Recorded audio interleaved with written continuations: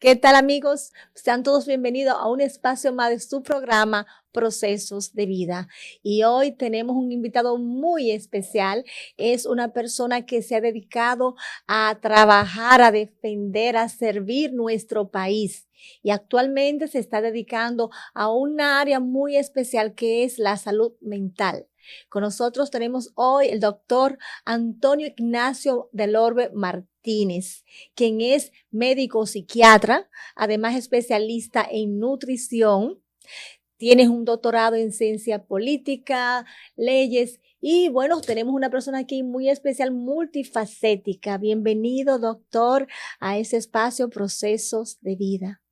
Gracias, Gloria, te agradezco la invitación que me hace. Creo que la reseña ha sido muy larga. Yo solo soy una persona que desea y que sirve, más nada que desea estar sirviendo siempre. Agradezco mucho, muy sinceramente, que me hayas invitado a tu programa. Gracias, doctor. Bienvenido. Gracias a usted por acompañarnos. Doctor, usted es retirado, general retirado de la fuerza, de las Fuerzas Armadas. Así es, soy general retirado del ejército Del ejército. de la República Dominicana. Doctor, ¿qué lo motivó a usted a hacer este trabajo tan importante como trabajar para el ejército? De niño, ¿cuál era su propósito? O sea, ¿qué lo llevó? Normalmente muchos jóvenes sueñan con ser el policía, el militar, Sí. para el poder, para servir, pero a usted personalmente, ¿qué lo motivó a Tú ser sabes, militar? si yo fuera un chef, te diría que el hambre. Pero como no soy un chef, pero sin embargo me gusta cocinar, te diría que el hambre también. Las instituciones como el ejército, como las Fuerzas Armadas, a veces son un reducto fantástico para tú poderte desarrollar. Si haces las cosas con disciplina, con calma, con la humildad que necesitan estas instituciones y el respeto que necesitan. Hay mucha gente que comienza metiéndose a cura porque no tienen con qué estudiar medicina. Lo mismo me pasó a mí. O sea, y creo que fue un encuentro maravilloso. Creo que la disciplina que uno aprende perteneciendo al ejército es importante para todo, para tu vida de padre, para tu vida como ser humano, como eventualmente vuelves a la civilización, vuelves a la misma sociedad, a trabajar ya no como militar, pero también te ayuda toda esa formación de alguna manera en todo esto. En su proceso, en su etapa, todos esos años, ¿cuántos años usted duró en el ejército? 36 años. 36 años. ¿Qué es lo que más le ha impactado en esos 36 años de servicio en el ejército de la República Dominicana? Conociéndolo como lo conocí, yo creo que lo interesante es la variabilidad de seres humanos que están ahí, no solamente en el contexto social, sino también en el económico. O sea, hay gente de toda clase y asimismo hacia la parte que tiene que ver con la parte intelectual, también hay mucha gente, mucho más preparada incluso que yo dentro de las mismas Fuerzas Armadas. O sea, es un lugar, como yo hablaba ahorita, decía hace un momentico, que es un reducto, es un lugar donde converge una serie de ideas y de diferentes maneras de vivir y de pensar, que sin embargo están orientadas todos a la defensa, a servir, al servicio. No hay que olvidarse que somos los primeros, las Fuerzas Armadas son los primeros que llegan cuando hay una situación de desastre, de contingencia. Y a veces no pensamos que ellos también son parte de ese desastre, que sus familias también están en medio de esa vorágine, que se le fue la casa, que la mujer anda por ahí con los hijos en un asilo o en cualquier otro lugar. Y él anda, sin embargo, cuidando propiedades que llegan y que no siempre tiene el mismo acceso que tienen otras personas hacia eso. De manera que creo que eso es lo interesante, saber que estas personas son seres humanos y que cuando lo vemos en la calle no es que están indigentes, pero que una sonrisa, qué tal, cómo le va, lo que sea. Acuérdense que estar sirviendo toma mucho tiempo. Yo me acuerdo cuando comenzaba en el ejército que servían cuidando tumbas en un cementerio. Cuidando tumbas Y en era el un niño, cementerio. era un muchachito y todo eso, tú sabes, era muy impactante para uno. Pero es parte de ese deber, o sea, hay que estar apegado a las cosas que te soliciten. Y creo que lo más interesante es eso, es la posibilidad que tú tienes de ver tantas cosas diferentes. Yo en los miles de servicios que hice, nunca tuve, jamás tuve uno igual a otro. Todos eran diferentes, era como una escuela, una cátedra diferente, abierta a, a aprender cosas que no las volverías a ver más adelante. La Universidad de la Vida, doctor. Del ejército a un consultorio privado a psiquiatría, ¿qué lo motivó a usted a entrar, desarrollar y dar servicio en el cuidado de la salud mental? Yo creo que o sea, ser un médico supone una aventura de situaciones. Un médico o una persona que esté en el área de la salud, que vaya a estudiar medicina, que vaya a estudiar enfermería, no es una persona muy normal, que digamos, es una persona muy preocupada, muy barroca. No es un niño que juega carrito, que juega con sus padres. No, es una persona muy preocupada. Generalmente anda buscando un lagarto, déjame ver cómo funciona esto por dentro. Y generalmente cuando tú miras su historia de vida, ves que son gente preocupada, una madre enferma de cáncer, un hermano que se mató. Entonces son personas que, que no entienden, que no le perdonan a la vida, a la muerte, la enfermedad, y como no la perdonan, no la entienden y obviamente tratan de entenderla a través de esta búsqueda por este camino de la ciencia de la salud. Y la psiquiatría es un manantial fantástico para poderlo encontrar, poder encontrar esas respuestas a esas preguntas que te digo. Yo todavía las sigo buscando, pero sí quisiera morirme de esa manera, morirme como he vivido, buscando respuestas. Me encuentro en este momento conversando con el doctor Antonio Ignacio Delorme Martínez, especialista de la salud mental, y hoy vamos a tratar un tema muy importante, doctor. El impacto dañino en los niños, jóvenes y adolescentes del uso de sustancias estupefacientes, dígase vapor, dígase juca, cocaína, marihuana, cigarrilla electrónica. ¿Trata usted ese tipo de casos? ¿Se ha encontrado con jóvenes actualmente? ¿Qué nos recuenta de ese tema, doctor? Hace un tiempo la República Dominicana era solamente un lugar de paso, un puente hacia otras naciones que se consumen sustancias, pero no consumíamos sustancias per se. Además de que el consumo de sustancias es imperativo que haya una posibilidad económica muy alta. O sea, la exploración siempre está, o sea, todos los jóvenes miran como una cuestión modal pasar por el alcohol, por la marihuana, por los cigarrillos, por el tabaco, por este tipo de cosas. Pero esas son situaciones, esas son, digamos, epocales, una etapa de la vida. Es parte de la exploración que hace un ser humano tradicionalmente. Pero hay otros que sí tienen esas condiciones que se necesitan para quedarse ahí adentro. Y esta gente, bueno, pues se queda ahí adentro y hace de su vida este giro permanente hacia eso, hacia ese mundo de los estupefacientes. De manera que nunca fuimos grandes consumidores. Últimamente, digamos que en las últimas 2 décadas y media, entonces sí hemos pasado a eso. Todavía los consumos de la República Dominicana hasta el año 90, 95, se podía decir que era mucho alcohol, que es una de las peores drogas porque es la más permisiva, es la que más permiso tiene. Le permitimos hasta que tengan anuncios de Sí, televisión. daña tantísimo más, o sea, hay Exacto. daño directo a Y órganos la gente internos. cree que el alcohol hay que pararlo o comenzar a tratarlo cuando te daña el hígado. Pero resulta que entre el hígado y el cerebro hay una distancia más o menos de 15 años. O sea, cuando comienza a dañarte el hígado, porque ya hace 15 años te dañó el Llegará cerebro. al cerebro. Entonces hay una serie de condiciones que están ahí. Es una gran pena que hayamos pasado de ser un puente, y también fue una desgracia ser un puente y seguirlo siendo todavía, y que entonces estos muchachos pasen ahora a ser también consumidores de sustancias. Una sociedad que deja de estudiar, que deja de prepararse, está abocada a lo peor En cuando los hace años esto. 90, 80, O sea, la República Dominicana siempre ha sido un puente, porque estamos muy cercanos, somos propio océano y sabemos todos que somos un puente para que va a diferentes puertos, ¿no? Destinos. Em, Actualmente, yo me recuerdo una historia que en la época de Balaguer se decía, aquí, ok, te permito que la pase, pero que no se use. O sea, antes era propio solo puente, ahora la droga está al alcance hasta del colmado, del delivery, o sea, no hay propio un control para evitar el uso, consumo y venta.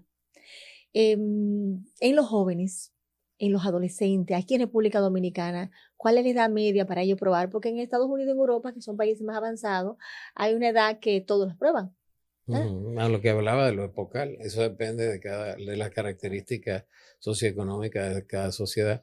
Latinoamérica tiene un inicio en ese mundo del consumo de drogas, más o menos a los 12, 13 años, ahí donde comienzan ya estas cosas. Y tiene que ver precisamente en el desarrollo humano con la redicción del Edipo. La primera fundación del Edipo es a los 2 años, la segunda comienza en la adolescencia, 12, 13, 14 años. Es el momento en que los jóvenes quieren emanciparse un poquito y entonces descubren que la disciplina del hogar, que estas negativas las puede tener de alguna manera en un grupo, en una pandilla, y ahí es donde comienza entonces este tipo de asociaciones libres que hace hacia ese mundo. Algo- ¿Cuál es el daño en los jóvenes 16 que están en proceso de desarrollo, o sea, que van de la adolescencia ya a la adultez? Si deberían continuar a utilizar, porque quien lo prueba se para, teme, pero hay muchos que de ahí deriva la dependencia, el consumo, la venta. O sea, ¿qué sucede a un joven de 16, 18, 19 años, 16, 18 años que comienza a entrar en una fase de adicción? Yo creo que de todo menos nada bueno, menos nada bueno.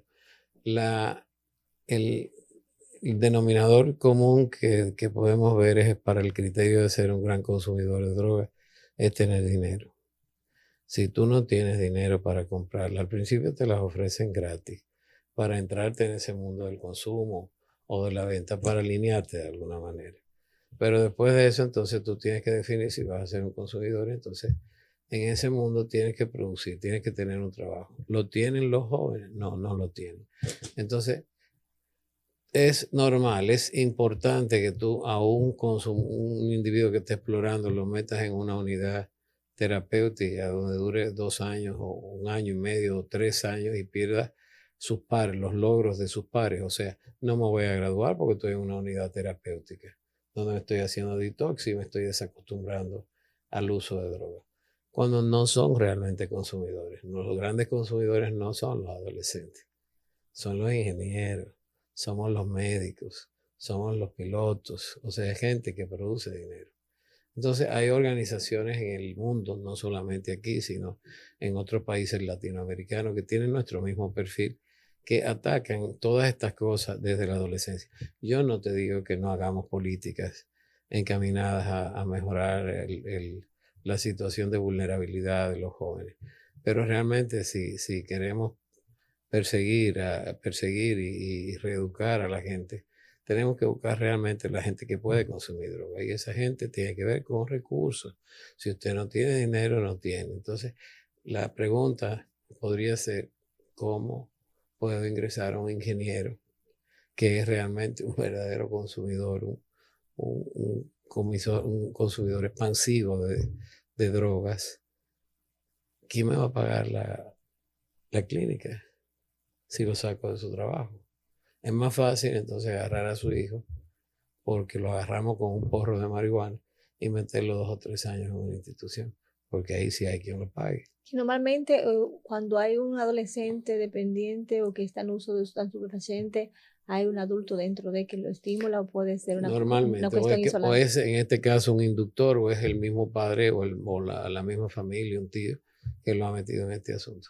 La mayoría de estos muchachitos, sobre todo de clases medias que son deprimidas, económicamente hablando, terminan siendo dealers, unos pequeños dealers. Llévame esto aquí, llévame esta droga allí.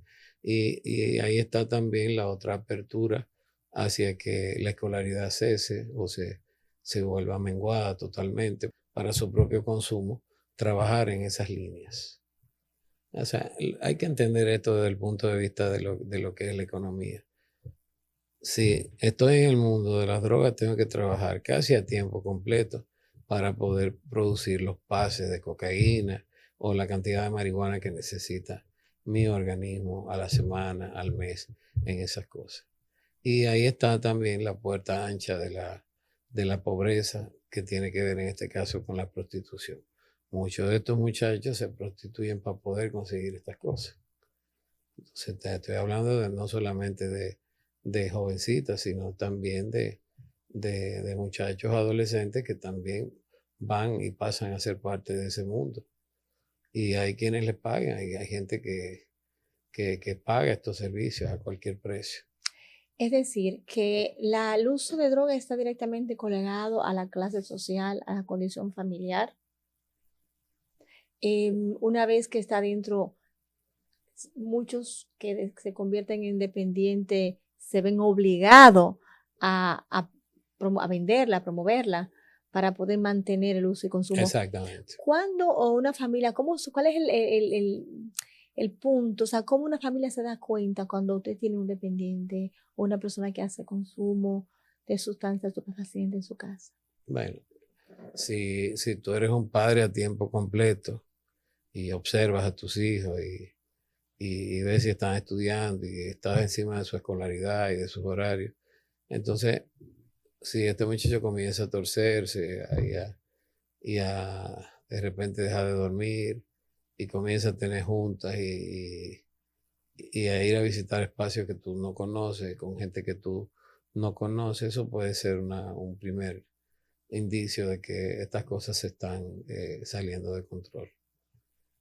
No es un asunto de un solo día, son muchos días, muchas consecuencias para este tipo de cosas, pero generalmente el espacio que tiene para la adicción es un espacio que va a tomar de su agenda escolar, de su agenda familiar. Una manera de darse cuenta que ya no quiere compartir con nosotros, que si vamos para la playa no quiere ir, quiere estar con sus pares. Y generalmente estos muchachos están en la misma cosa que él, o sea, explorando. En el mejor de los casos sería mirarlo con la benevolencia y la misericordia de que están explorando. Muchos de nosotros, casi todos probamos alcohol, pero no somos alcohólicos. Al final no nos pegamos una botella. Hay que tener cierta disposición mental y de desarrollo para poder ser un adicto. O sea, las adicciones desde ningún punto de vista existen. Lo que existen son los adictos. Y los adictos son las personas que tienen esa propensión a pegarse con las cosas. Una manera de verlo también puede ser el aislamiento, los microgestos de violencia que hay en la casa. No quiero hablar y si voy a hablar voy a tener un lenguaje concreto, monosílabos apenas. La escolaridad, como te digo, es tocada porque ese espacio hay que dedicárselo a ellos. Y entonces otra cosa son las calificaciones. Vas a ver, por el récord de la calificación, tú puedes ver perfectamente que este muchacho ese tiempo lo está invirtiendo en otra cosa. O sea, que disminuye la calidad del estudio y hasta Exactamente. puede existir el abandono de la escuela. Exacto, el ausentismo de todo lo que es su preparación. En una fase inicial de consumo, o sea, cuando un padre, una esposa, una madre descubre que su hijo o esposo o compañero está haciendo uso de sustancia dañina, ¿qué le aconseja a usted? O sea, ¿cuáles son los pasos, o sea, para cubrir ese impacto y cómo puede una persona ayudarla que no conociendo de ese tema? Lo primero es que ese botón de pánico no lo activen, que sean benevolentes, que vean que son cosas que le puede pasar a cualquier ser humano. O sea, cualquier ser humano es pasible de tener un amigo que te diga, este es el camino, esto es lo que me calma, a mí me calmó, a mí me sirve para esto. Y esa persona, por asuntos de afecto, también caer en ese mundo, comenzar probando apenas y después Entonces, tomarle gusto a estas cosas y quedarse en eso. ¿Qué hacer si es tu compañera? Verlo con misericordia y ver que no es un bandido, que no es un ladrón, que porque se lleva la licuadora y la vende porque necesita un pase de marihuana, que no es un jodido ladrón, no, nada de eso. O sea, que es una persona que está enferma, ¿no? Y que decidió automedicarse. ¿Para qué? Para calmarse o para calmar esas angustias que tiene, todo ese vacío existencial. Y estas son las condiciones que hay que tener para ser un adicto. Además de lo que te dije, que lo atraviesa, que es la columna vertebral de todo esto, es el asunto económico. Usted no tiene dinero, usted no es un consumidor de droga. Usted está explorando, usted está buscando a alguien que le brinde drogas, lo que sea. Pero un consumidor tiene que tener dinero. Tiene que tener dinero, tiene que tener un puesto, producir dinero para poder mantener una actividad que es extremadamente costosa. Aquí hay artistas se han sincerado después de 40 años y te han dicho que en su adicción, en su proceso y recorrido se gastaron 54 millones de pesos. Y entonces yo te digo a ti que eso no es ni la mitad. O sea, un consumidor a tiempo completo es una persona que vive y trabaja para eso. Lo demás es exploración, lo demás es como si yo me apareciera en tu fiesta sin estar invitado. ¿Cuáles son las razones? O sea, ya usted me lo ha dicho varias veces, pero como que no encajo. ¿Qué puede llevar a una persona? La preocupación, el ansia, el estrés, la disfunción familiar, los problemas. ¿Qué puede llevar a una persona a hacer uso de sustancias? Todo eso que tú mencionas son vulnerabilidades de corte emocional y de corte social. Ahora hay una parte fisiológica que hay que ver también. Nuestro cerebro trabaja con vibraciones. Todas esas vibraciones son parte de la electroquímica que tiene que manejar nuestro cerebro. Para eso necesita energía. Y quienes han estudiado la economía cerebral, la neurociencia, hablan de más o menos unas vibraciones que deben andar por 20 Hz. Por encima de ese numeral, entonces la persona es incapaz de tener sosiego, de poderte leer un libro, de poderse concentrar y aprenderse una materia, porque no está bien su cerebro. Entonces cualquier sustancia te va a alterar esas cosas. Hay niños que han nacido ya hyper porque han sido hijos de madres que consumieron, padres adictos, padres alcohólicos.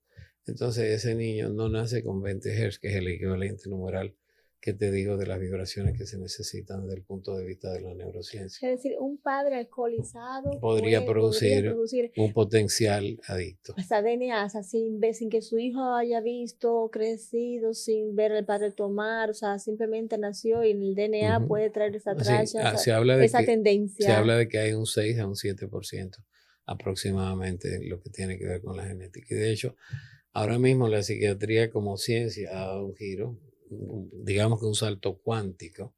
Y ahora, desde la ciencia, desde la mirada de la ciencia, no es rentable, no es serio ver un paciente sin estudiar su genoma de alguna manera, por lo menos 3 o 4 aristas. No, su propia generación de genotípica, ver si es un consumidor de medicamentos lentos o si es un consumidor por el contrario rápido y ese medicamento se va a agotar rápido.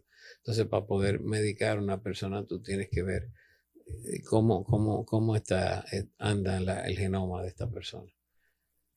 Y esa también es una parte importante, o sea, todo lo que tiene que ver con el genoma. Ahora, por ejemplo, hay una insistencia en ese mundo y prácticamente antes de ver el paciente tú tienes que pedirle su genoma. Déjame ver, o indicárselo, tómame el favor, tráeme esto, para ver cómo andas tú por dentro. Entonces, ese es el ABC de lo que se está haciendo en el mundo. Ahora en Estados Unidos, los países civilizados y con más recursos, entonces investigan mucho más de ese genoma. Nosotros apenas 3 o 4 alelos solamente. Es lo que estamos pidiendo aquí. Pero en España, por ejemplo, hay comunidades que te investigan completamente para ver, o sea, la parte que tiene que ver con la fisiología, con tu genética, es importante también. la parte fisiológica que te expliqué, lo que tiene que ver con tu neuroquímica, también es importante. Entonces, ¿por qué una persona consume? A mí me ha pasado que después de preguntárselo 40 veces a un paciente, me lo dice. Después de 40 veces. Ajá, te dice, ¿por qué me calma? ¿Y de qué te calma? ¿De qué te calma? De que estoy por encima de mis gradientes. Y por encima de 20, que es el numeral que te he contado, entonces esa persona es incapaz de concentrarse, es incapaz de ver una televisión, de ver una película completa, de leer un libro. No tiene el detalle de la vida, que es lo que nos sorprende siempre. O sea, no tiene ese detalle de poder saber lo que es un abrazo completamente, de lo que es un detalle de un cumpleaños, no tiene nada de eso. No puede hacer compromiso de ningún tipo. Entonces, ¿por qué? Porque está sufriendo. Por eso mismo. No me puedo controlar. Entonces, cuando tú vas a un psiquiatra y bueno, no, esa parte la ven, pero a veces no saben no sabemos cómo hacerlo. Y si es un individuo que viene muy hyper y entonces le ponemos una medicación con antipsicóticos, estamos todavía sobrepasados. Hyper significa que es intenso, Claro, y que está intenso porque no se puede concentrar, no te puede responder, no te puede abrazar, no tiene el detalle de la vida, que es eso, que es el pormenor de la vida, no lo puede ver. Es como si estuviera viendo la vida solo en ráfagas, muy rápidamente. No hay movimientos hacia el detalle. y Ha perdido realmente eso. durante, o sea, esa persona que es hyper, como dice usted, es posible que, o sea, utilizando los sustancias estupefacientes logran crear, o sea, un equilibrio en el estado de tensión, de ansias, o sea, Ah, claro, obtienen claro, beneficios. claro que sí. Va a haber una, o sea, digamos, vamos a poner el ejemplo de una persona que tiene 13 o 14 años y tiene esa propensión, ¿verdad? Está hyper todo el tiempo. El día que prueba una cerveza, dice, wow, qué maravilla, Dios mío. Pero mira qué calmado estoy. Vuelve a las 2 semanas, consigue el dinero para la cerveza o alguien se la brinda y ya no necesito 2 cervezas, sino 3 o 4. Pero la próxima vez que vuelva necesito 6 o 7. Entonces eso va escalando hasta que ya, entonces, ya esto no me hace nada, la cerveza no me hace nada. Déjame mudarme, déjame ir al El alcohol, whisky. al whisky, o déjame ir a otras cosas, como ya las drogas que conocemos. La marihuana, la cocaína y otras más. Una te lleva de la mano hacia la otra. Existen actualmente en República Dominicana lugares eh, del Servicio Sanitario Nacional que puedan acompañar a las familias que estén en ese proceso con un adolescente, con un esposo, con un miembro de la familia actualmente. Bueno, tú sabes, el Estado es el gran proveedor, pero las madres son las que deciden esto. A ustedes que le tiran ese problema. Y si tengo un hijo drogadicto, pues me divorcio y resolví que lo asuma su mamá. Y ese es el 100% de los casos. Entonces, las madres siguen siendo las que van a lidiar, las líderes de estos pacientes. La salud mental en estos países que son muy pobres es liderada por las madres. Los papás sacan el pie, sacamos el pie cuando vemos una situación así. No te digo que todos, hay otros que tienen más hormonas femeninas que otros y entonces se quedan y ayudan en ese proceso. Pero ni sus hermanos, ni los hermanos de un consumidor mm, están ahí, ninguno. Está la madre solamente. Está la madre que trae al muchacho amarrado de jabón porque no hay otra cosa. Desde el punto de vista de lo que tú me preguntas, que si el Estado tiene, mira, el Estado hace algunos años cuando fue el primer gobierno de Leonel Fernández, tuvimos la oportunidad de tener un psiquiatra como vicepresidente. Y ese psiquiatra vicepresidente, que era de una escuela humanística, estudió psiquiatría en Italia, pues le sugirió al Estado que la parte manicomial comenzara a quitarse y que se abrieran pequeñas unidades en las regiones del país, en Barahona, en La Romana, en otros lugares. Entonces eso se convirtieron en cada hospital grande. Se puso una unidad de psiquiatría donde hay 14, 12, 14 camas que que se pueden utilizar cuando hay una crisis, cuando hay una sobredosis, una serie de situaciones que se presentan, no solamente en el asunto de consumo de sustancias, sino en psiquiatría pesada o liviana. Entonces, ¿han dado resultados estas unidades? Sí, han dado resultados. Pero esto no es Italia. Entonces, en Italia tú vas a recibir tus medicamentos. Ahora mismo el Estado da los medicamentos. Algunos medicamentos escasean un poco, pero más o menos siempre puede aparecer. El problema es que esas unidades están muy bien para situaciones críticas que son situacionales. O sea, tú tienes una crisis, pues yo te ingreso, te doy electroshock y te corrijo tu medicamento. Pero 2 semanas después esa persona vuelve a su casa, vuelve a lo mismo, ¿ok? Y vuelve a estar cuidada por su madre solamente. Lo que te quiero decir es que tal vez salimos muy rápido de la parte de los manicomios del 28. Quizá debimos haber hecho algo mixto. Yo tengo otra teoría y creo que es mucho más loable que todo eso, pero no debimos haber salido tan rápido de la parte manicomial. Ahora mismo el 28, tú sabes, está operativo, pero está operativo para nuevos pacientes. ¿Y dónde están los crónicos? ¿Dónde están? Están en su casa, con la mamá, lo que te explico. Y eso es una tragedia. Y no hay unidad de atención para el paciente Entonces, crónico. estamos hablando de más de 98 años, de 70 y pico. ¿Cómo puedes tú a un conato de violencia que te hace un psicótico manejar esas cosas? Encerrarlo en su casa, en una habitación. Que le da una trompada y le vuela un ojo o le rompe el maxilar. Entonces, yo pienso que debimos haber hecho una amortiguación y haber todavía creado algunas unidades así.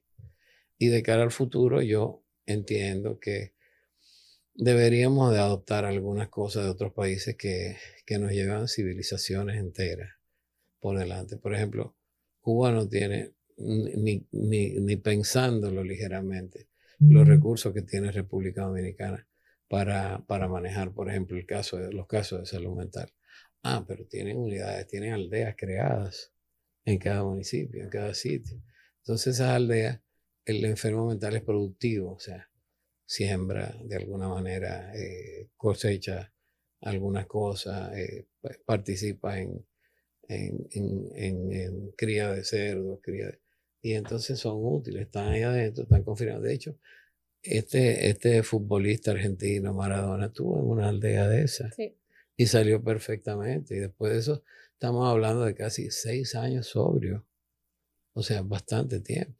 Sí, se necesita tiempo para Entonces, eso yo creo que ese debería ser el futuro. Ese debería ser, no el futuro, es que no se puede poner tan lejos. Eso hay que hacerlo ahora. Pero ya, hoy. una necesidad inmediata. Claro, yo tengo bueno, no voy a hablar de mí, porque este programa no es para hablar de mí, pero hace 40 años Manuel y yo iniciamos él también es psiquiatra, tú lo conoces, y éramos dos trapitos de teniente, o sea, 2 oficiales que no teníamos ni con qué comer, pero aún así abrimos una casa y ingresábamos a algunos pacientes muy pobres y todavía está abierta, todavía tenemos pacientes ingresados y vemos pacientes gratuitamente y si nos donan los medicamentos pues damos el servicio completo. Pero ahora hemos conseguido una donación, bueno, no, lo pagamos unos terrenos y la idea es hacer la primera granja en este país, la primera aldea, ¿entiendes? O sea, el paciente puede vivir ahí, pero no es de gratis, tiene que levantarte temprano. Hay gente que dice, hay escuelas que dicen que no, que el paciente no se puede poner a trabajar. No te voy a poner a trabajar. Te voy a enseñar a utilizar tu tiempo, a levantarte temprano, a hacer tu desayuno, o sea, a criar animales, ese tipo de cosas. Perfecto. Doctor, le agradezco infinitamente esta entrevista, pero quedamos con el compromiso que la próxima vez a mi lado vamos a tener un neurólogo. Claro que Vamos a sí. trabajar en la salud mental, los daños neurológicos. Ya tratamos con el doctor Mejía el impacto en los pulmones, a nivel respiratorios Sí, claro, que muchos hace problemas. la juca, el vapor. Entonces, vamos a tener un conversatorio para ampliar, porque es un tema muy importante, debido a que en este país, como en muchas partes del mundo, hay muchos jóvenes y niños afectados por el uso de sustancias estupefacientes. Y los padres a veces somos aéreos, no nos damos cuenta, Ujú. por lo que es importante, atención padre, madre, mucha atención a tus hijos cuando estás en la escuela, trata de verificar el comportamiento, el estado de ánimo, el rendimiento escolástico, y si no estás segura, pues entonces pide ayuda. Para eso existen los profesionales, porque de la niñez, de los jóvenes, depende el futuro de este país y tenemos que cuidar su salud. Doctor, muchísimas gracias Gracias a por ti, Gloria. todas esas informaciones, y nos quedamos con el compromiso que próximamente estaremos en compañía de un neurólogo para seguir abarcando sobre los daños de la juca, todas las sustancias estupefacientes, que digas de cigarrillos, electrónica, vapor, marihuana, cocaína, todo lo que pueda dañar, influenciar negativamente el sistema nervioso central y el ¿Cómo periférico. no? Así que Cuente con eso. muchísimas gracias. Y bueno, un mensaje final, doctor, a todas las familias que en estos momentos lo están mirando, sobre hacer atención y para detectar en tiempo cuando un adolescente, un miembro de la familia está en esa circunstancia. Lo más imperativo es la comunicación. Comuníquense con sus hijos. Traten de comunicarse, de hablar el lenguaje que ellos tienen. Y así van a poder entonces darle un mejor servicio, un servicio que no sea tan flaco como el que le hemos dado a nuestros hijos. Hace falta hacernos falta. Muchísimas gracias. Quédese con nosotros, que en breve tenemos mucho más de procesos de vida.